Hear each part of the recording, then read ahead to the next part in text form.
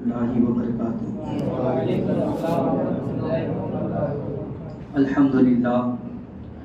الحمدللہ نحمده ونستعینه ونستغفره ونؤمن به ونتوکل علیہ ونعوذ باللہ من شرور انفسنا ومن سیئات اعمالنا من يهده اللہ فلا مضل له ومن يضلل فلا هادی له ونشهد أن لا إله إلا الله وحده لا شريك له ونشهد أن سيدنا ومولانا محمدا عبده ورسوله أما بعد فأعوذ بالله من الشيطان الرجيم بسم الله الرحمن الرحيم وَلَنَبْلُوَنَّكُمْ بِشَيْءٍ مِّنَ الْخَوْفِ وَالْجُوعِ وَنَقْصٍ مِّنَ الْأَمْوَالِ وَالْأَنفُسِ وَالثَّمَرَاتِ وَبَشِّرِ الصَّابِرِينَ الَّذِينَ إِذَا أَصَابَتْهُمْ مُصِيبَةٌ قَالُوا إِنَّا لِلَّهِ وَإِنَّا إِلَيْهِ رَاجِعُونَ صدق اللہ العظیم وبلغنا رسوله النبی الامین الکریم ونحن على ذلك لمن الشاہدین والشاکرین والحمد للہ رب العالمین۔ میرے پیارے آقا صلی اللہ تعالیٰ علیہ وسلم کے پیروانوں، پچھلے ہفتے میں نے آپ سے وعدہ کیا تھا کہ انشاءاللہ تعالیٰ بعد کربلا یعنی کہ کربلا کے بعد کیا ہوا تھا، آئیے اس پر ہم کچھ مختصر سی روشنی ڈالتے ہیں۔ اس سے پہلے میں آپ کو بارگاہ رسالت میں آپ صلی اللہ تعالیٰ علیہ وسلم میں جس طرح درود پاک پڑھاؤ، آپ حضرات میرے ساتھ مل کر با آواز بلند درود پاک پڑھیے الصلاۃ والسلام علیک یا رسول اللہ، الصلاۃ والسلام علیک یا حبیب اللہ، بسم اللہ الرحمن الرحیم، نویت سنت الاعتکاف، الصلاۃ والسلام علیک یا نور اللہ، صلی اللہ تعالی علیہ وسلم۔ میرے پیارے آقا صلی اللہ تعالی علیہ وسلم کے پیروانوں، یاد رکھے کہ اللہ تبارک و تعالی نے قرآن مقدس کے اندر انبیاء کرام علیہم الصلاۃ والتسلیم اور حضور صلی اللہ تعالی علیہ وسلم کی آمد سے پہلے جو اولیاء کرام، جو نیک بندے، ان کے واقعات اس لیے بیان فرمائے تاکہ لوگوں کو زندگی گزارنے کے لیے طریقہ ملے۔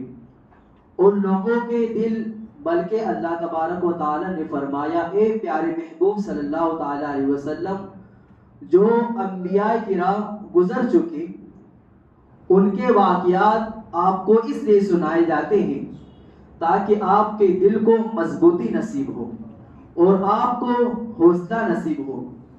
کبھی کبھی دلوں کے اندر یہ خیال آتا ہے کہ بار بار واقعات کربلا کیوں ریپیٹ کیے جاتے ہیں، تو اللہ تعالیٰ نے اپنے محبوب سے فرمایا کہ انبیاء کرام کے واقعات محبوب تمہارے دل کو مضبوط کرنے کے لیے ہم بیان کرتے ہیں۔ اور یوں بھی اللہ تعالیٰ نے قصوں میں نصیحت رکھی ہے، اللہ والوں کے واقعات، ان کے تذکرے، ان کی ادائے کہ کس موقع پر کس طریقے سے انہوں نے اپنی زندگی کے شب و روز گزارے، اور ہمیں زندگی گزارنے کے لیے گویا کہ خطوط عطا کرتے ہیں۔ اسی لیے کربلا کے واقعات بیان ہوتے ہیں کہ ہمیں زندگی گزارنے کا ایک سلیقہ، ایک طریقہ اور خطوط ملے۔ میرے پیارے آقا صلی اللہ تعالیٰ علیہ وسلم کے پیروانوں، عام طور پر کربلا شریف میں امام عالی مقام سیدنا امام حسین رضی اللہ تعالیٰ عنہ کی شہادت تک کا ذکر ہم بار بار اور کثرت سے ہم سنتے رہتے ہیں، لیکن جتنی رنگین اور جتنی صبر آزما کیفیت کربلا میں امام حسین کی ہے، جب امام پاک کی شہادت ہوئی تو شہادت امام حسین کے بعد امام کے قافلے کو جس مصیبت سے گزرنا پڑا وہ داستان بھی بڑی دکھ بھری ہے. لوگ اسے سنتے جاتے ہیں اور اپنے گناہوں کو یاد کرتے روتے جاتے ہیں. کبھی آپ نے نہیں دیکھا ہوگا کہ لوگ جب کسی دشمن کو بھی قتل کر دیتے ہیں، مار دیتے ہیں، تو اس کو مارنے کے بعد اپنے دل کی بھڑاس نکل جاتی ہے اور وہ مردہ دشمن کو چھوڑ کر چلے جاتے ہیں. اور مذہب اسلام کا قانون تو یہ ہے کہ اگر کتے کو بغرض ضرورت یعنی ضرورت کے مطابق کتا پاگل ہو جائے، کتا لوگوں کو کاٹنے لگے، تو اسلام نے اجازت دی ہے کہ کتے کو مار دو، وہ مر جائے. لیکن کتے کے مارنے کے بعد اب چونکہ تمہارا مقصد اس کا ضرر ختم کرنا تھا، وہ کاٹ رہا تھا، کتے کا ضرر ختم کرنا تھا، تو آپ نے اس کا ضرر ختم کر دیا، اسے مار دیا. ختم کرنے کے حوالے سے پورا ہو چکا. تو اب تم اس کتے کے ٹکڑے نہیں کر سکتے، اس کتے پر تم گاڑیوں کے پہیے نہیں چلا سکتے. اسلام اس کی اجازت نہیں دیتا. اگر تمہیں وہ کاٹتا ہے، پاگل ہو گیا ہے، تو اسلام اجازت دیتا ہے کہ اسے مار دو، لیکن مارنے کے بعد اس کے اوپر تم گاڑی نہیں چلا سکتے. اب تمہاری پکڑ ہوگی.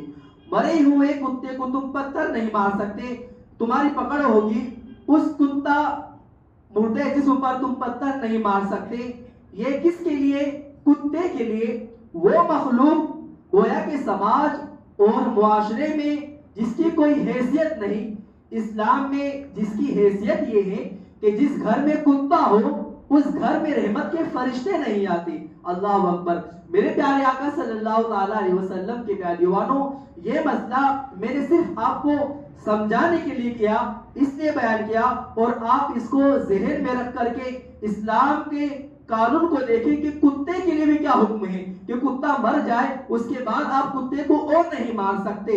لیکن وہ کیسے دنیا کے یزیدی کتے تھے کہ امام عالی مقام کے گھر والے اہل بیت اطہار رضی اللہ تعالی عنہم جس قرآن میں جن کے لیے آیت تطہیر نازل فرمائی، جب ان کو شہید کر دیا گیا تو شہادت کے بعد ان کے دلوں میں جلن اور حسد کی آگ بھڑک رہی تھی. وہ جلن اور حسد کی آگ ابھی ختم نہیں ہوئی تھی، بلکہ انہوں نے علی اکبر جیسے 18 سال کے نوجوان کو شہید کر دیا. حضرت قاسم جیسے نوجوان 19 سالہ نوجوان کو شہید کر دیا. حضرت زینب کے بچے حضرت اور حضرت محمد کو شہید کیا.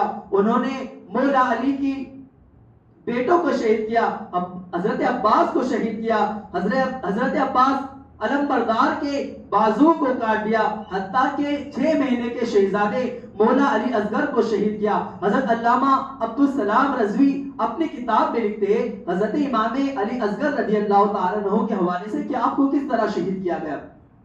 آپ اپنی کتاب میں لکھتے ہیں کہ جنگ کے اندر جو انسانوں پر تیر چلائے جاتے تھے وہ تیر الگ ہوتے تھے، اور جو جانوروں پر، گھوڑوں پر، اونٹ وغیرہ پر جو تیر چلائے جاتے تھے وہ تیر 3 نوک والے تیر ہوا کرتے تھے. اللہ اکبر.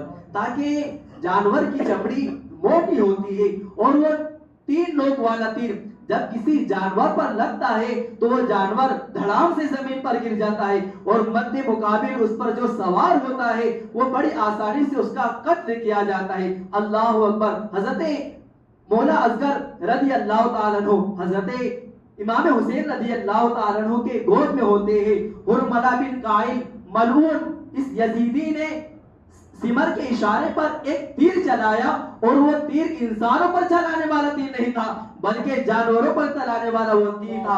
حضرت امام علی اصغر کو اس طریقے سے شہید کیا گیا. خاندان نبوت کے شہزادوں کو کیسی دشمنی تھی ان کے دلوں میں، کیسا حسد تھا. ارے لوگ کہتے ہیں کہ محبت دنیا کی محبت تھی. ارے دنیا کی محبت بھی ہوتی تو اتنی دشمنی نہیں ہوتی. حسد کس درجے کا ان کے اندر تھا. ان کے حسد کو ہم کیا نام دیں. ایک تو معصوم بچہ، وہ بھی 6 مہینے کا معصوم بچہ جس کے حلق میں تیر لگا ہوگا، اس وقت اس شہزادے کے دل نے کیا کہا ہوگا. ہندوستان میں بسنے والے وہ قومیں بھی جو مسلمان نہیں کہلاتے، اگر چھوٹے سے بچے کو اگر وہ سائیکل چلا رہا ہو اور سائیکل چلاتے چلاتے وہ بچہ اگر گر جاتا ہے تو وہ غیر مسلم اسے اٹھاتا ہے اور کہتا ہے بچہ ہے، اگرچہ کسی کا بچہ ہے لیکن یہ بچہ ہے، لیکن وہ رسول اللہ صلی اللہ تعالی علیہ وسلم کا شہزادہ جس نے بیٹیوں کو زندہ دفن کرنے سے منع کیا، جس نے چڑیوں کے گھونسلے کو اجاڑنے سے منع کیا۔ اللہ اکبر۔ ایک مرتبہ کچھ صحابی رسول اللہ کے رسول صلی اللہ تعالی علیہ وسلم کی بارگاہ میں چڑیوں کے بچے کو لے کر آئے تو اتنے میں دیکھا کہ ایک چڑیا اللہ کے رسول صلی اللہ تعالی علیہ وسلم کے ارد گرد منڈرانے لگی، گھومنے لگی۔ اللہ کے رسول نے فرمایا کہ اس چڑیا کے بچے کو کس نے لیا ہے؟ تو ایک صحابی رسول آگے بڑھتے ہیں کہ یا رسول اللہ میں نے اس چڑیا کے بچے کو لایا تاکہ آپ کے گھر والے ان چڑیوں کے بچوں سے کھیلا کرے۔ اللہ کے رسول فرماتے ہیں اے میرے صحابہ اپنی ماں سے ان کی ماں سے ان کے بچوں کو جدا نہ کرو۔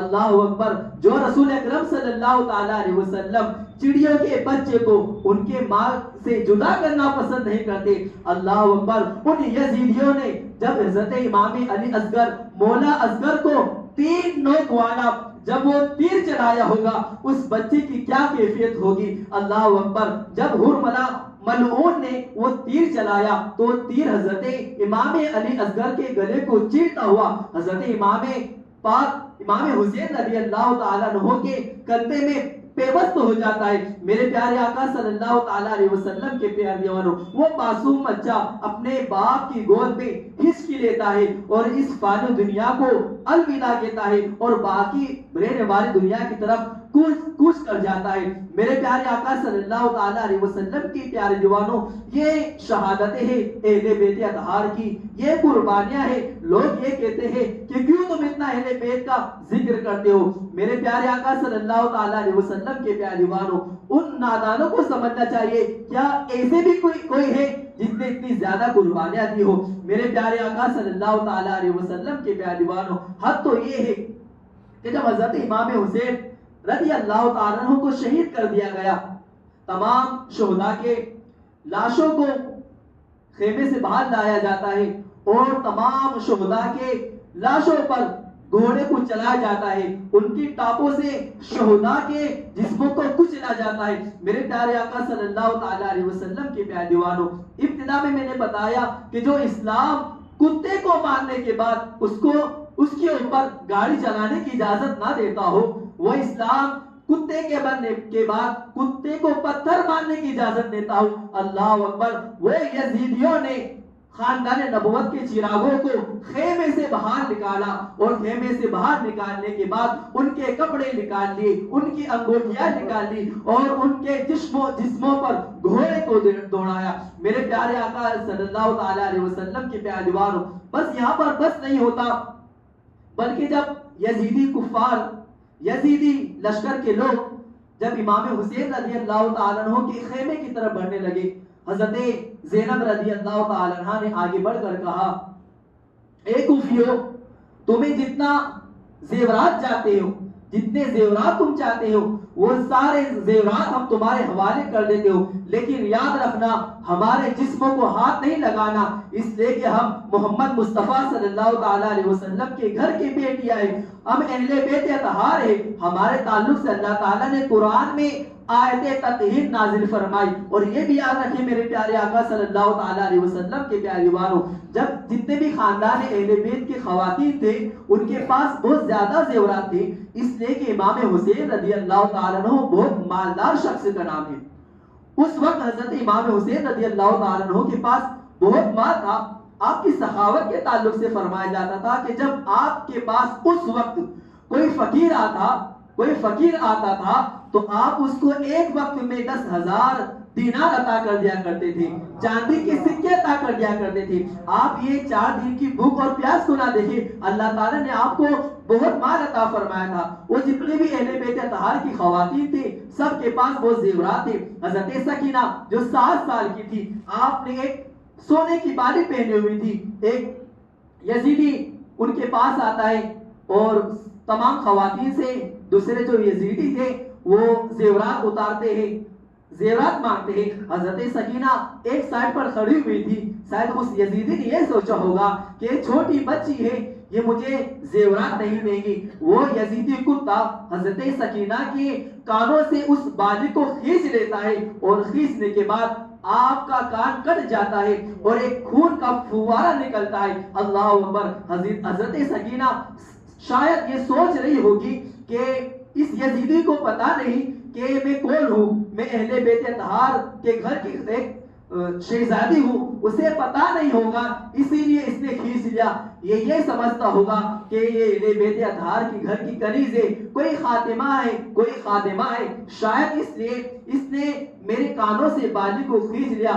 حضرت سکینہ رضی اللہ تعالیٰ عنہ اپنا تعارف کراتی ہے اور کہتی ہے, اے بھائیوں سنو, میری بات سنو, میں اہل بیت اطہار میں سے ہوں, خاندان نبوت کا چشم و چراغ ہوں, میں امام حسین کی شہزادی ہوں. اتنا سننا تھا, وہ یزیدی ہاتھ روکنے کے بجائے حضرت سکینہ رضی اللہ تعالیٰ عنہ کے چہرے مبارک پر تماچے مارتا ہے اور کہتا ہے کہ ابھی تک تجھے اپنے نسب کا غرور نہیں گیا. اللہ اکبر. میرے پیارے آقا صلی اللہ تعالیٰ علیہ وسلم کے پیارے دیوانوں, اور دوسری بالی بھی آپ کے کان سے چھین لیتا ہے, دوسرا کان بھی آپ کا کٹ جاتا ہے. تاریخوں میں لکھا گیا کہ حضرت سکینہ رضی اللہ تعالیٰ عنہ وہ کان جب تک آپ حیات رہی وہاں تک اس کان میں اس کا اثر باقی رہا. میرے پیارے آقا صلی اللہ تعالیٰ علیہ وسلم کے پیارے دیوانوں, جب سارے خیمے لوٹے گئے, خیموں کو آگ لگا دی گئی اور سارے جو جسم تھے ان پر گھوڑوں کو دوڑایا گیا, تو کسی کا چہرہ پہچانا نہیں جاتا تھا. چند لوگ تھے جیسے امام حسین تھے, ان کا چہرہ پہچانے جاتا تھا. علی اصغر جو عمر میں کم تھے اس لیے وہ پہچانے جاتے تھے. حضرت علی اکبر ہے جو خوبصورتی کی وجہ سے پہچانے جاتے تھے. حضرت زینب کبریٰ رضی اللہ تعالیٰ عنہ نے کہا کہ اب ان کو کوئی تکلیف نہ ہو, اب ان کی زیادہ بے حرمتی نہ ہو, ان کی حفاظت کرنی چاہیے تھی. کربلا کی سرزمین ہے. حضرت زینب کبریٰ ایک خنجر تلاش کرتی ہے. تلاش کرنے کے بعد آپ کو ایک خنجر ملتا ہے تاکہ آپ ان شہداء کے لاشوں کی دیکھ بھال کر سکے. آپ ان کی دیکھ بھال کر رہی تھی کہ آپ نے دیکھا کہ آپ کی طرف ایک سایہ آ رہا تھا. آپ نے وہ ٹوٹا ہوا خنجر تان کر کہا کہ اے یزیدیوں, تم نے سب کچھ تو لوٹ لیا, اب کیا لینے کے لیے یہاں پر آئے ہو؟ تو وہ کہنے لگا, وہ جو سایہ تھا وہ کہنے لگا کہ اے زینب کبریٰ, میں کوئی مرد نہیں بلکہ میں ایک عورت ہوں اور میں حور کی بیوی ہوں. میں تمہارے لیے پانی لے کر آئی ہوں. میں نے عمر بن سعد سے کہا کہ اے عمر بن سعد, آج 14 دن ہے, محرم کی 7 تاریخ پر کو آپ پر پانی بند کر دیا گیا تھا, اور 10 محرم کا جو دن تھا وہ آپ کا 14 دن تھا. آپ کے پیٹ میں کوئی پانی نہیں تھا, کوئی غذائیں نہیں تھی. وہ خاتون کہتی ہے جو حور کی بیوی تھی, وہ کہتی ہے کہ اے خاتون, میں پانی لے کر آئی ہوں, آپ پانی پی لیجئے. وہ خاتون کہتی ہے, حضرت زینب کبریٰ رضی اللہ تعالیٰ عنہ اس خاتون سے فرماتی ہے, اے خاتون, تو اس وقت پانی کیوں نہیں لائی جب حضرت قاسم زمین پر تڑپ رہے تھے؟ تو اس وقت پانی کیوں نہیں لائی جب حضرت امام علی اکبر جنگ لڑ رہے تھے, اور جب لڑتے لڑتے اپنے بابا امام حسین کے پاس واپس آئے تھے اور کہا تھا کہ بابا مجھے چند گھونٹ ہی پانی مل جائے, چند قطرے ہی پانی مل جائے, میں یزیدیوں کا صفایا کر دوں گا. امام حسین اپنی سوکھی ہوئی زبان حضرت امام علی اکبر کے منہ میں ڈالتے ہیں اور انہیں اس سے تسکین ہوتی ہے. حضرت زینب کبریٰ کہتی ہے کہ اے خاتون, تو اس وقت پانی کیوں نہیں لائی؟ جا, مجھے تیرے پانی کی ضرورت نہیں ہے, اب تیرے پانی سے بھی مجھے دشمنی ہو گئی ہے. اللہ اکبر. میرے پیارے آقا صلی اللہ تعالیٰ علیہ وسلم کے پیارے دیوانوں, حور کی بیوی کہتی ہے کہ بی بی اس پانی کو قبول کر لیں, میں نے بڑی منتوں سماجت سے پانی مانگا ہے, اگر آپ پانی نہیں پیے گی تو یزیدی میرا مذاق اڑائیں گے. اللہ اکبر. حضرت خدیجہ کبریٰ رضی اللہ تعالیٰ عنہ حور کی بیوی کو ساتھ لے کر جاتی ہے, جہاں پر خواتین اسلام اہل بیت اطہار کی جو خواتین تھی جو بے ہوش پڑی ہوئی تھی بھوک کی وجہ سے, ان پر آپ پانی چھڑکتی ہے, اور پانی چھڑکنے کے بعد حضرت سکینہ کو ہوش آتا ہے. جیسے ہی حضرت سکینہ کو ہوش آتا ہے. حضرت زینب رضی اللہ تعالیٰ عنہ کہتی ہے کہ بیٹی لو پانی پیو. اتنا کہنا تھا کہ حضرت سکینہ کہتی ہے کیا پھوپھی اماں، کیا میرے چچا عباس پانی لے کر آ گئے ہیں؟ اللہ اکبر. حضرت عباس کا یہ جب حضرت سکینہ نے پوچھا تو پوچھنے کی وجہ یہ تھی کہ حضرت عباس علم بردار حضرت سکینہ رضی اللہ تعالیٰ عنہ سے وعدہ کر کے گئے تھے کہ سکینہ میں ضرور تیرے لیے نہر فراز سے پانی لاؤں گا. لیکن اللہ اکبر جب حضرت عباس وہاں پر گئے تو ان کی شہادت ہو چکی تھی. جب آپ کو شہید کیا گیا اس وقت سیدنا امام حسین رضی اللہ تعالیٰ عنہ آپ کے پاس موجود تھے. آپ نے حضرت عباس علم بردار کے چہرے پر ہاتھ پھیرا تو حضرت عباس نے اپنی آنکھیں کھولی اور امام حسین سے کہنے لگے کہ مولا حسین میری آخری تمنا ہے، میری آخری خواہش ہے، امام حسین میری آخری خواہش ہے، آپ میری اس تمنا کو پوری کریں. امام حسین کہتے ہیں کہ بولو کہ تمہاری کیا خواہش ہے؟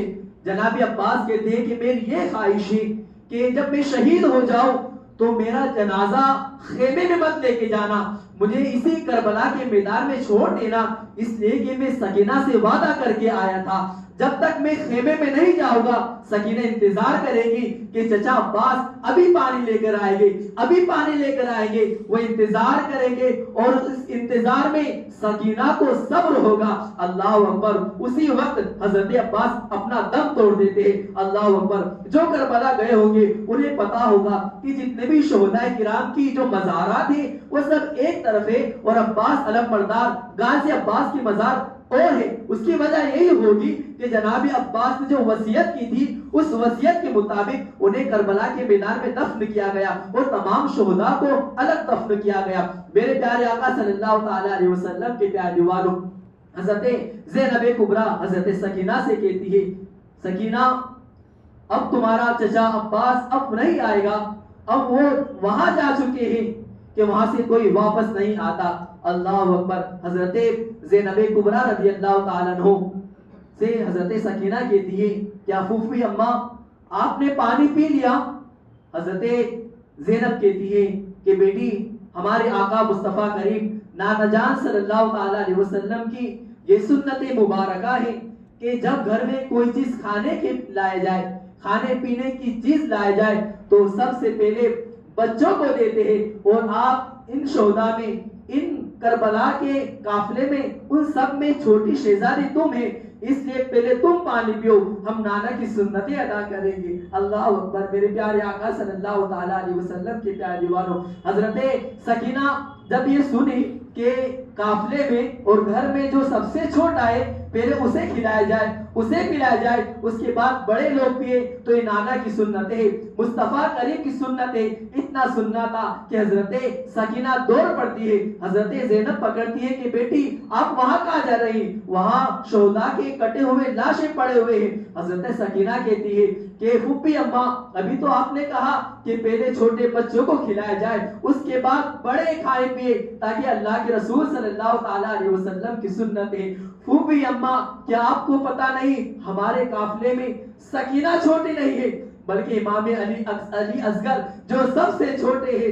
اللہ اکبر. حضرت زینب کبریٰ حضرت سکینہ جب دوڑتی ہے انہیں پکڑنے جاتی ہے، وہ پیالہ زمین پر گر جاتا ہے اور وہ پانی کا پیالہ جو حر کی بیوی لائی تھی وہ زمین اسے خشک کر لیتی ہے، اپنے وہ اندر جذب کر لیتی ہے، وہ پانی دھرا کے دھرا رہ جاتا ہے. حضرت زینب کبریٰ سکینہ سے کہتی ہے شہزادی جو حر کی بیوی تمہارے لیے پانی لائی تھی، علی اصغر کے لیے پانی لائی تھی، تمہارا علی اصغر حور کی بیوی کا پانی کا محتاج نہیں ہے بلکہ ساقی حوضر کہ کوثر اللہ کے رسول صلی اللہ تعالی علیہ وسلم نے اپنے حوض کوثر سے امام علی اصغر کو پانی پلا دیا. میرے پیارے آقا صلی اللہ تعالی علیہ وسلم کے پیارے دیوانوں، یہ داستان کربلا ہے، بلکہ کربلا کے میدان سے پھر آپ دمشق جاتے ہیں، دمشق سے پھر آپ مدینہ منورہ جاتے ہیں. بڑی درد بھری داستان ہے. پھر یہ فرمایا جاتا ہے حضرت امام سیوطی رضی اللہ تعالیٰ عنہ نے فرمایا کہ جب امام شہید ہو گئے تو سورج کو گہن لگ گیا اور اتنا اندھیرا چھا گیا کہ ایک کوئی ایک دوسرے کو کوئی دکھائی نہیں دیتا تھا، ایک کالی دھوپ اندھیرا چھا گیا، اس کے بعد یہ اندھیرا چھٹ جاتا ہے، پھر سورج شرم کے مارے اپنے افق کے اندر اپنے منہ کو شرم سے چھپا لیتا ہے، اور پھر یہ 10ویں شب شروع ہوتی ہے جب امام حسین اور آپ کے اہل بیت پر پانی بند کر دیا گیا تھا۔ میرے پیارے آقا صلی اللہ تعالیٰ علیہ وسلم کے پیارے دیوانوں، جب صبح ہونے والی تھی تو صبح ایک اور قیامت والی صبح تھی۔ میرے پیارے آقا صلی اللہ تعالیٰ علیہ وسلم کے پیارے دیوانوں، اس طرح سے شہداء کرام، اہل بیت اطہار اور خاندان نبوت کو شہید کیا گیا۔ اللہ تعالیٰ کی بارگاہ میں دعا ہے کہ سرکار مدینہ صلی اللہ تعالیٰ علیہ وسلم کے صدقے طفیل ان شہدائے کربلا پر کروڑوں کروڑوں رحمتوں اور بار کی بارش عطا فرمائے، اور ان کے صدقے میں ہمارے مرحومین کی مغفرت فرمائے۔ السلام علیکم ورحمۃ اللہ وبرکاتہ۔